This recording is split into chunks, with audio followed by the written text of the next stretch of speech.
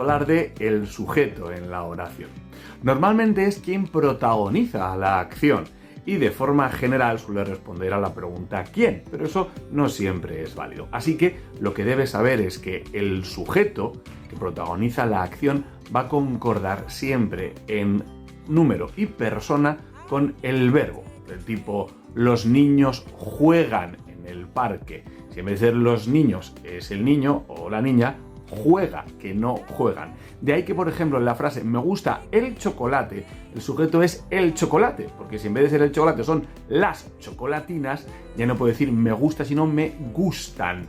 Así que al concordar con el predicado, en este caso con el verbo, sabré que eso es el sujeto.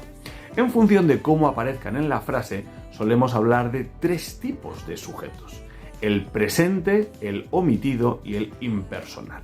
El presente o explícito es el que sí aparece en la frase, del tipo Carlos camina por la calle. ¿Quién camina por la calle? Carlos, ahí está. El omitido es el que existe pero no aparece y lo sabemos en función del verbo, del tipo jugáis en el recreo. Ahí será vosotros, porque es el único que coincide con lo de jugáis. Y se suele poner entre paréntesis fuera de la frase. Y hay una tercera opción que es el impersonal, que aquí no es que no aparezca, es que no tiene sujeto. Y normalmente se da en estas circunstancias. Uno, en fenómenos meteorológicos, del tipo llueve en la montaña. No hay sujeto porque nadie está realizando la acción de que llueva en la montaña. En ocasiones también se da cuando se pone se más verbo en tercera persona, del tipo se comentó en clase. ¿Quién lo comentó? Nadie lo sabe, por eso se ahí indica impersonalidad. Y por último, cuando pongamos el verbo haber en tercera persona. Había un gato en el tejado. Un gato no es el sujeto, aquí es el complemento directo, porque el sujeto sería el que realizara la acción de que el gato estuviera en el tejado y ahí no hay nadie, por lo tanto es impersonal. Y ten en cuenta también esto: si la oración está en activa, el sujeto se le llama sujeto agente, porque es el que realiza la acción, del tipo el cocinero preparó una tarta. Pero si está en pasiva, ahí recibe la acción, que sería la tarta, que es el sujeto paciente, fue preparada por el cocinero. Así ya tendríamos completo todo lo que tiene que ver con el sujeto. Hoy nos vamos a poner con el complemento directo, para que sepáis localizarlo y analizarlo en cualquier frase.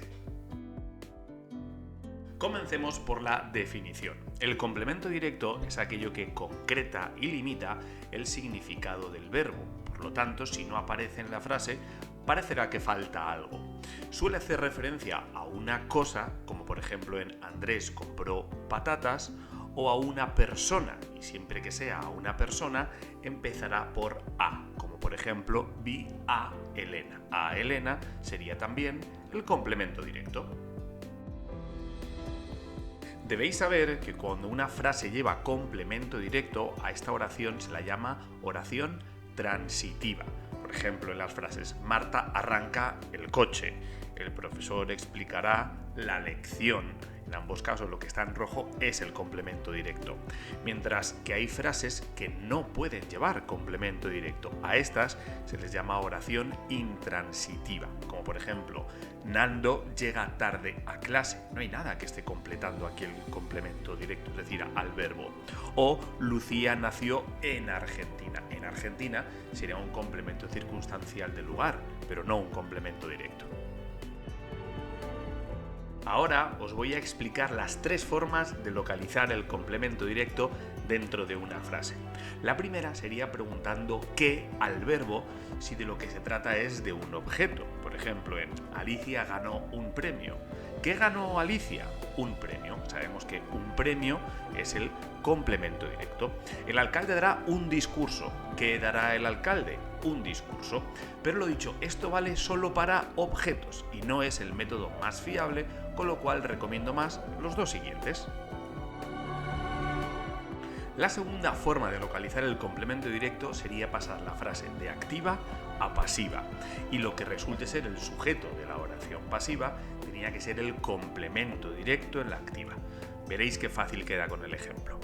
El chef prepara una tarta. Esto está en activa porque el chef, que es el sujeto, realiza la acción. Vale, si lo paso a pasiva, una tarta es preparada por el chef. Una tarta ha pasado a ser el sujeto, por lo tanto tenía que ser el complemento directo en la activa. Una tarta es el complemento directo. Veamos este otro.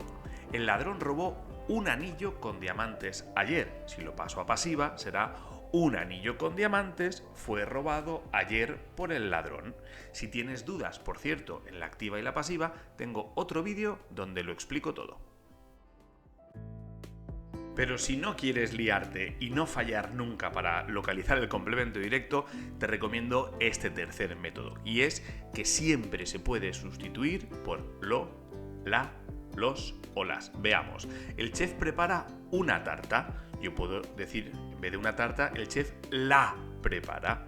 El jardinero plantó rosas en el jardín. El jardinero las plantó. Y esto, aplicadlo mucho, sobre todo cuando se trata de personas, porque cuando digo vi a Eduardo lo sustituyo por lo vi. Decir le vi sería un leísmo, pero seguro que os queda más claro en el femenino. Ayer vi a Laura, ayer la vi. De esta forma nunca os equivocaréis. Hoy nos ponemos con el complemento indirecto, cómo localizarlo y cómo analizarlo dentro de una frase. Empiezo aclarando que el complemento indirecto es el destinatario de la acción, que viene indicada siempre por el verbo de la frase. Por ejemplo, Ángela compró un regalo a su hermano. ¿A quién va dirigido el regalo? A su hermano. O el jardinero abrió la puerta a los invitados. O Manuel alquiló una habitación para su primo. Es decir, siempre a quién va dirigida la acción. Por otro lado, hay que tener en cuenta que el complemento indirecto va a ser siempre un sintagma preposicional, ya que va a empezar con a o con para. Y hay que tener en cuenta también que suele ir después del complemento directo habitualmente, y si en una frase no aparece el complemento indirecto, esta sigue teniendo sentido. No como ya vimos si le quitamos el complemento directo en el último vídeo que hice. Veamos estos ejemplos. El boxeador pegó un golpe a su rival. El profesor da consejos a los alumnos. Un golpe o consejos son el complemento directo. Y si yo quito el indirecto, como por ejemplo el médico recetó unas pastillas, la frase tiene sentido. O en el profesor da consejos. Con lo cual el complemento indirecto empieza con a y con para, y si se quita de la frase, esta sigue teniendo sentido. Ahora voy a daros unas indicaciones muy sencillas de cómo poder localizarlo dentro de una frase. La primera de todas ellas es preguntando a quién o para quién al verbo. Veamos también estos ejemplos. Alicia puso un castigo a su hijo. ¿A quién puso un castigo Alicia? A su hijo, por lo tanto a su hijo es el complemento indirecto. El chef prepara un pastel para sus clientes. ¿Para quién prepara un pastel el chef? Para sus clientes será también el complemento indirecto. Por otro lado, el complemento indirecto se puede sustituir por le o les, que siempre se colocarán antes del verbo en la frase. Por ejemplo, Lucía pide un favor a Enrique. Si sustituyo a Enrique, diré Lucía le pide un favor, y vemos como le lo pondremos siempre antes del verbo pedir en este caso. Yolanda prepara una tarta para sus amigas. Yolanda les prepara una tarta. Como para sus amigas está en plural, en vez de le utilizaré el plural les. Y en tercer lugar, tenemos que saber que si ya se ha sustituido el complemento directo, que siempre sustituye por lo, la, los, las, al sustituir también el complemento indirecto, este pasará a ser o, me, te, se, nos, os. Vamos a ver también ejemplos. Lucía pide un favor a Enrique. Lucía se lo pide. ¿Por qué se? Porque si pusiéramos le, que es sustituir solo el indirecto, quedaría raro. Lucía le lo pide. Por eso aquí sería se. O Yolanda prepara una tarta para vosotras. Yolanda os la prepara. O mañana pagaré las deudas a los vecinos. mañana te las pagaré si tú fueras uno de los vecinos. Así que quedaos con esta imagen y recordad que siempre que tengamos un te, se, me, nos, os y después vaya el lo, la, los, las, los primeros serán complemento indirecto y el lo, la, los, las, como bien sabemos, será el complemento directo. Por ejemplo, te lo dije, se las presté, me los regalará, nos las deja, os lo advertí. Lo dicho, siempre el te, se, me, nos, os indirecto, lo, la, los, las directo. Hoy nos ponemos con un nuevo tema, hoy nos metemos de lleno con los complementos circunstanciales. Empecemos por la definición. Los complementos circunstanciales expresan alguna circunstancia en la que se desarrolla la acción a la que se está refiriendo siempre el verbo. ¿Y cómo podemos distinguir unos de otros? Muy sencillo, haciendo la pregunta adecuada al verbo. Ángela compró un regalo en la tienda. ¿Dónde? En la tienda. El jardinero arregló la valla con maestría. ¿Cómo? Con maestría. Ayer por la tarde llegué a la ciudad. ¿Cuándo? Ayer por la tarde. Así de sencillo.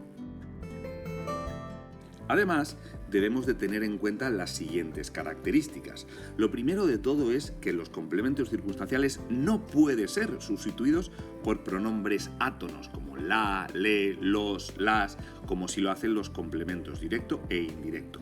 En muchos casos pueden cambiarse por adverbios, como veremos más adelante. No concuerdan con ningún otro elemento de la oración, es decir, si cambio el sujeto o cambio el verbo, el complemento circunstancial nunca cambia. Pueden aparecer en varios lugares en la misma oración. Incluso se pueden repetir varias veces en una misma frase. Y por otro lado, los complementos circunstanciales pueden ser diversos tipos de sintagmas. Por ejemplo, el más habitual, sobre todo si es una palabra, es el sintagma adverbial. En llego tarde. Tarde es un adverbio.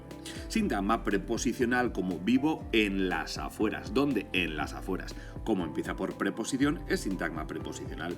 O también sintagma nominal, como en el caso de iré a casa esta noche. ¿Cuándo? Esta noche, pero el núcleo es noche, que es un sustantivo, por lo tanto es sintagma nominal. Veamos ahora los tipos que existen. Primero siempre recordamos lo de hacer una pregunta. Si pregunto ¿dónde? Será complemento circunstancial del lugar. Carlos vive muy lejos. ¿Cuándo? De tiempo. Ayer hice los deberes. ¿Cómo? De modo. El examen me salió bastante bien. ¿Y cuánto? De cantidad. Me debes 30 euros. O me debes mucho. En todos estos casos cabe la posibilidad de que el complemento circunstancial sea solo una palabra. No es obligatorio, pero puede ser una palabra y en todos esos casos esa palabra siempre sería un adverbio. En los siguientes complementos ya no se puede expresar el complemento con una sola palabra. Por ejemplo, en ¿por qué? Este es complemento circunstancial de causa. Me castigaron por tonto. ¿Por qué? Por tonto. ¿Para qué? Que se confunde mucho con el de causa. Ojo con este, que es finalidad. Estudié mucho para el examen. ¿Con qué? Este se llama instrumento. Mató a la víctima con un cuchillo. Y por último, ¿con quién? Que es de compañía. Fui al cine con Carmen. Hoy voy a explicar de la forma más sencilla y directa posible la oración pasiva y el complemento agente.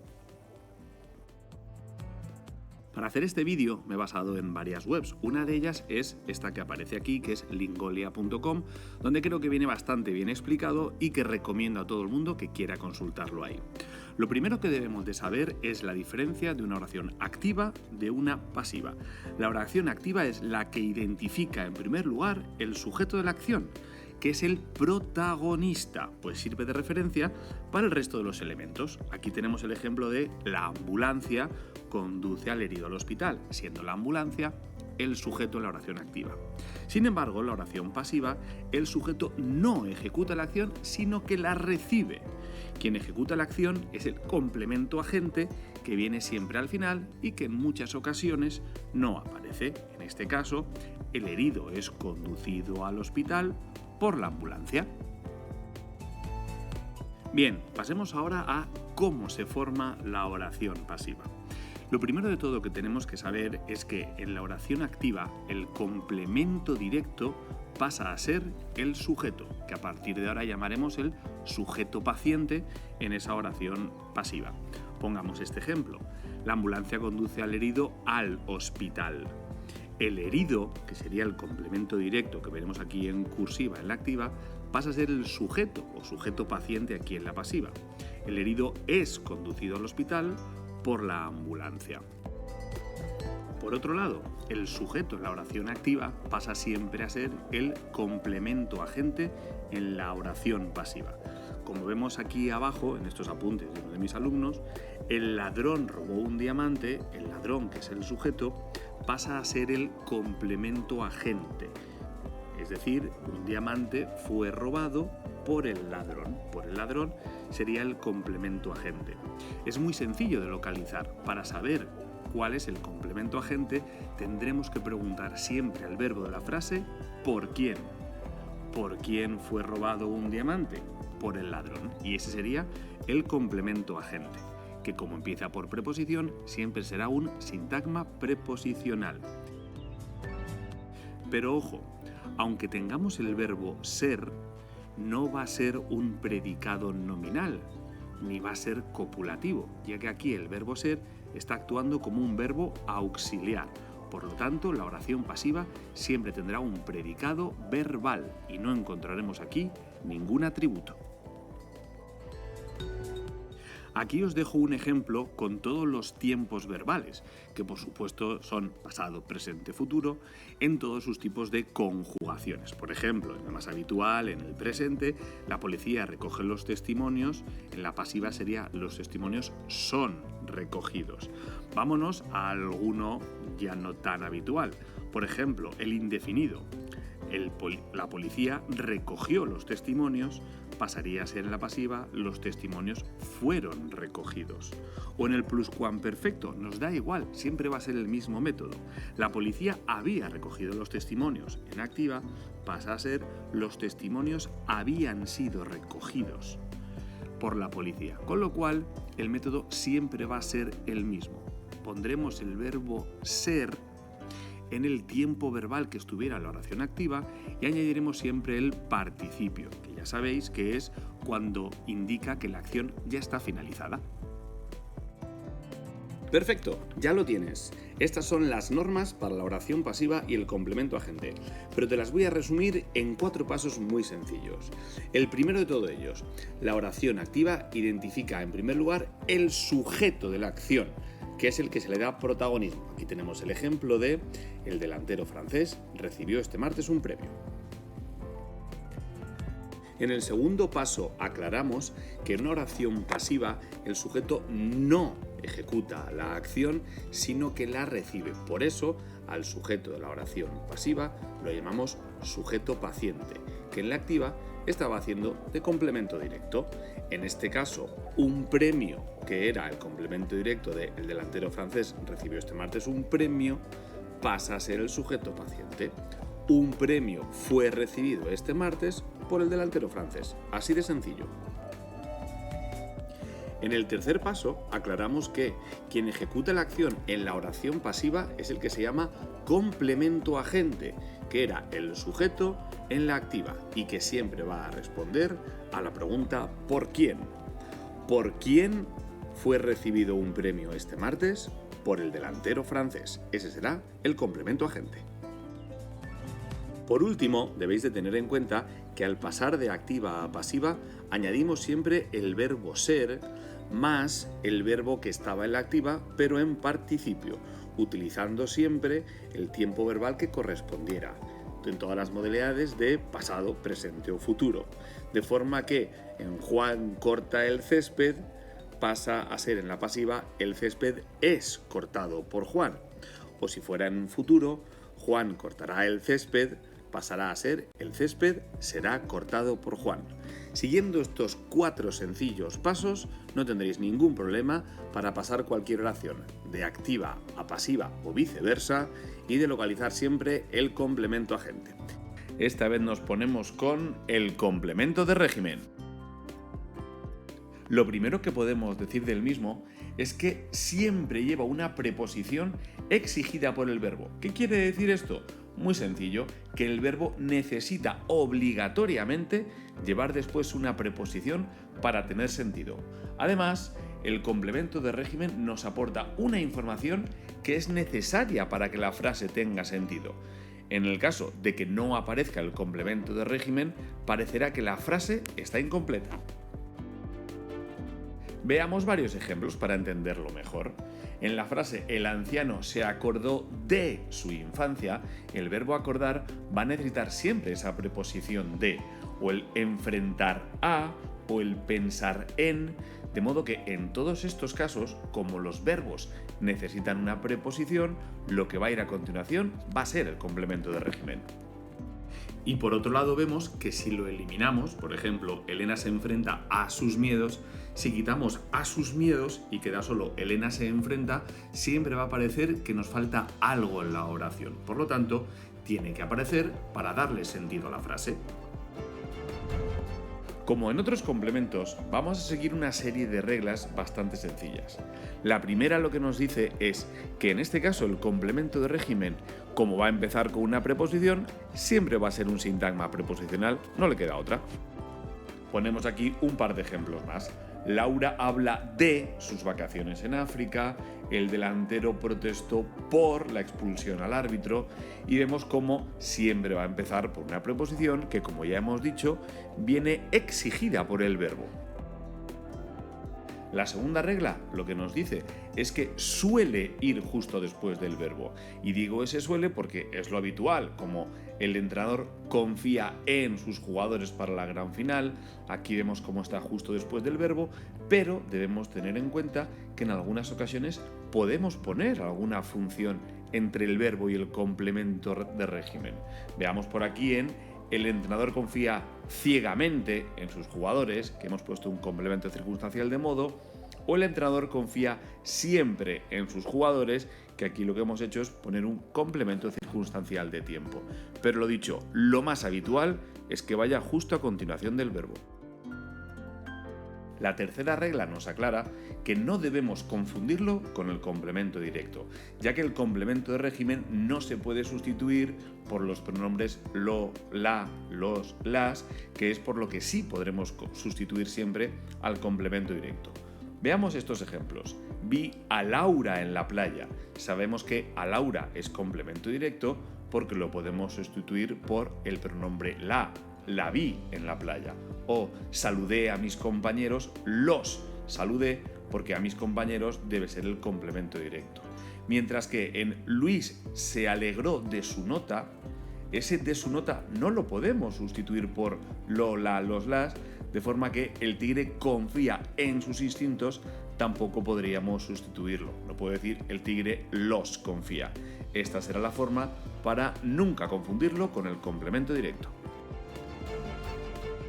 Por su parte, la regla número 4 nos ayuda a no confundirlo con el complemento indirecto, ya que este sabemos que lo podemos sustituir por le, les o te, se, me, nos, os, que ya serían menos habituales. Por ejemplo, mandé una carta a Valeria.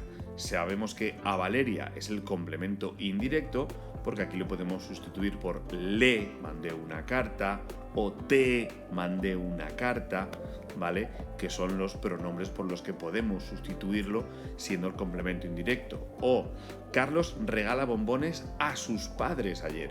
Carlos les regala bombones. Sabemos que a sus padres es el indirecto porque sí se le puede sustituir por les. Mientras que el preso se escapó de su celda, no podemos decir el preso se le escapó refiriéndose a la celda. Por lo tanto, sabremos que en ese caso nunca podrá ser complemento indirecto y así no lo confundiremos. En el último ejemplo vemos como el actor presumió de su dinero tampoco podría ser sustituido por ninguno de los pronombres que sí se intercambian por el complemento indirecto. Así que con esto ya nunca lo podremos confundir con el complemento indirecto. Pero entonces me diréis, ¿Por qué se puede sustituir el complemento de régimen? Bien, aquí en este caso se puede sustituir por los pronombres él, ella, ello o eso, que igualmente irán siempre después de la preposición, que es lo que va a encabezar el complemento de régimen. Veamos estos ejemplos. El pintor se fijó en el paisaje. El pintor se fijó en eso. En eso estaría sustituyendo ahí al complemento de régimen, que sería en el paisaje. O el que hemos visto antes, el actor presumió de su dinero. Sabemos que es complemento de régimen no solo porque el verbo presumir necesita obligatoriamente esa preposición, sino porque lo podemos sustituir por ello. El actor presumió de ello. O en último caso, Eladio se encarga de su nieta, Eladio se encarga de ella. Cuando tengamos dudas de si necesita o no esa preposición, si se puede sustituir por él, ella, ello o eso, sin duda va a ser complemento de régimen. Hoy nos ponemos con el complemento predicativo.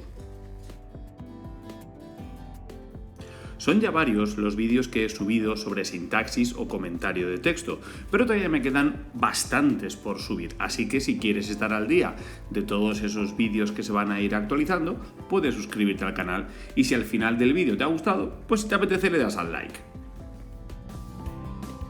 Nos ponemos ya en faena y empezamos por la definición. Lo primero que debéis saber es que el complemento predicativo tiene una doble función. Por un lado, nos expresa siempre una cualidad del sujeto y en ocasiones también del complemento directo. Y por otro lado, va a acompañar siempre al verbo. Por eso se dice que es bifuncional, porque hace dos cosas a la vez.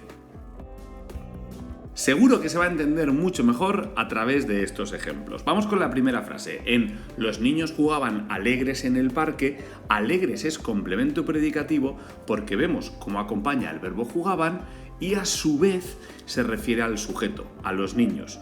Lo mismo en este caso con Andrés compró barata su casa, pero vemos aquí cómo barata se va a referir al complemento directo.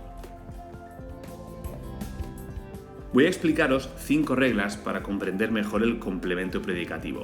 La primera de todas ellas nos dice que concuerda con el sujeto o el complemento directo en género, es decir, masculino o femenino, y en número, es decir, singular o plural.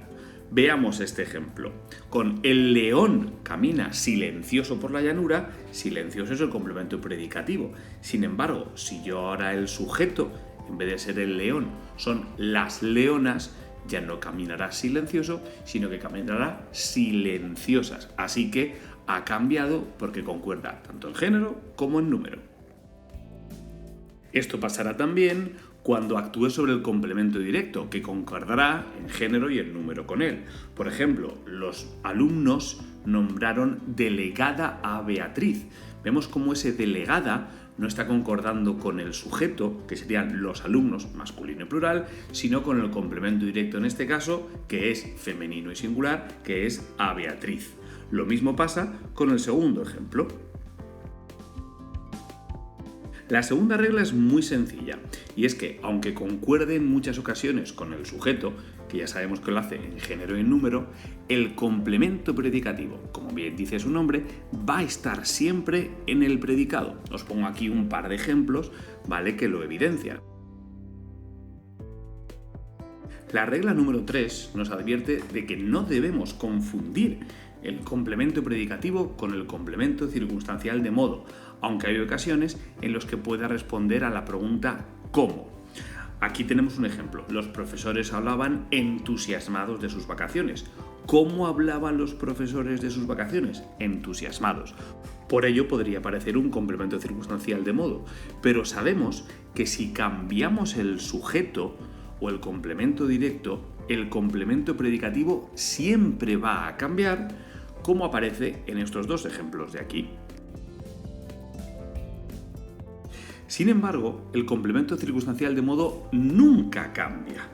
Pongo aquí un par de ejemplos, ¿vale? Los profesores hablaban tranquilamente de sus vacaciones. ¿Cómo hablaban los profesores? Tranquilamente. Aquí sí sabemos que será complemento circunstancial de modo, porque si cambio el sujeto, será la profesora, que he cambiado tanto el género como el número, hablaba tranquilamente. Si no cambia, es complemento circunstancial de modo. Y en este segundo ejemplo vemos que pasa lo mismo si se aplica al complemento directo. El alumno hizo bien el examen. Las alumnas, aquí también cambió el sujeto, hicieron bien los exámenes. Da igual que haya cambiado el sujeto o da igual que haya cambiado el complemento directo, que si no cambia, estamos ante un complemento circunstancial de modo. La cuarta regla lo que nos dice es que el complemento predicativo nunca estará cuando hay verbos copulativos, es decir, cuando esté el verbo ser, estar o parecer. En ese caso lo que tendremos será un atributo, como por ejemplo, tu abuelo parece un poco cansado por las noches. Un poco cansado es atributo porque va después del verbo parecer. Lo mismo pasa con las ardillas son graciosas cuando comen. Graciosas será un atributo porque va después del verbo ser. Y lo mismo nos pasaría si es después del verbo estar. Así que siempre que el predicado sea nominal, es decir, siempre que tengamos un verbo copulativo, lo que no tendremos será un complemento predicativo. Lo que nos dice la quinta norma es que el complemento predicativo suele ser un sintagma nominal o adjetival. Digo suele porque hay excepciones en las que puede ser sintagma preposicional o incluso adverbial, pero como son preposiciones y es algo que se puede dar llegado el caso en unos estudios más avanzados de sintaxis, nos vamos a centrar en estos dos casos. Por ejemplo, eligieron ministro al concejal de Soria. Aquí ministro estaría haciendo de sintagma nominal, mientras que el espía camina silencioso por el museo, ahí silencioso sería un sintagma adjetival, así de fácil. Esto ha sido todo, espero que el vídeo os haya resultado sencillo y práctico y que podáis utilizarlo siempre que vayáis a hacer algún ejercicio relacionado en sintaxis con el complemento predicativo. Nos vemos en el siguiente vídeo. ¡Hasta la próxima!